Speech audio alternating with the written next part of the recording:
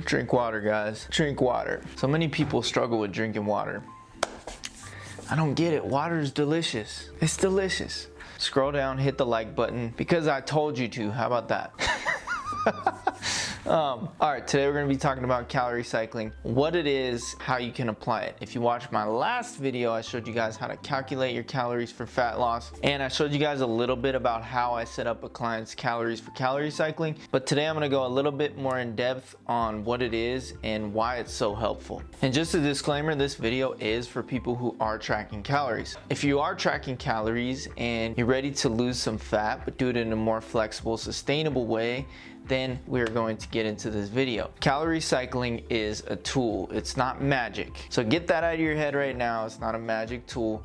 Some people use it, some people don't. Some people like eating the same amount of calories every single day. Some people like to switch it up. I am one of those people who likes to switch it up. Why?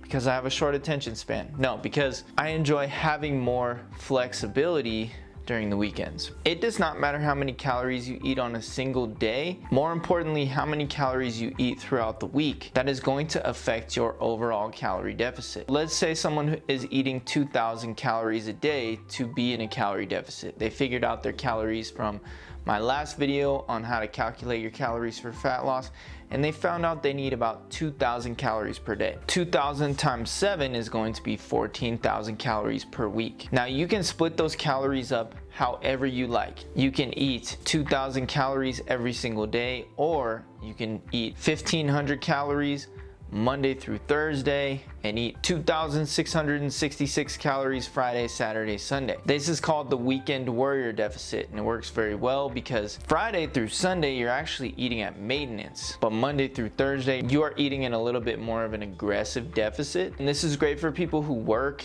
during the week. They stay really busy and maybe they're just not as hungry. You can also use something called the jab deficit. Now this is where every 3 days you'll go back up to maintenance calories. So Monday, Tuesday, you'd be in a deficit. Wednesday, you'd be at maintenance. Thursday, Friday, deficit. Saturday, Sunday, maintenance. Here's an example of what that would look like for the week and how you could do that with 14,000 calories. The next one's called the Hail Mary deficit. Now this one is really interesting, and I've used this one before. It worked really well for me for a while. So weeks 1 through 3, you would eat in a deficit, and then on the 4th week, you would go into maintenance.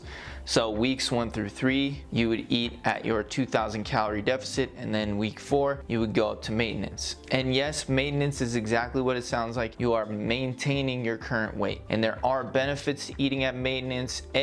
It's psychological, so you get a little break mentally from the diet. Being in a calorie deficit is hard, especially when you get to the last 10 to 15 pounds. It becomes really, really hard. Your body feels so lethargic and you feel tired and you just don't have the same drive and passion for life. So eating at maintenance for a little while may help with that. Another reason to eat at maintenance or give yourself a little bit of a diet break may be because you are lacking consistency. If you are lacking consistency, and it's not a discipline or willpower kind of thing, but it's more so you've been at this for a long time, you're just finding that it's really hard to stick to that calorie deficit, and you're maybe missing 2 or 3 days a week and you're just going over your calories and you're not seeing progress, it may be time to take a diet break. And I think diet breaks are so important. If you guys want me to do a whole nother video on diet breaks and how I actually implement diet breaks, leave me a comment down below. Those are the 3 ways that I implement calorie cycling for online coaching clients. Speaking of online coaching clients, Fat Loss Foundation, my one-on-one online coaching program,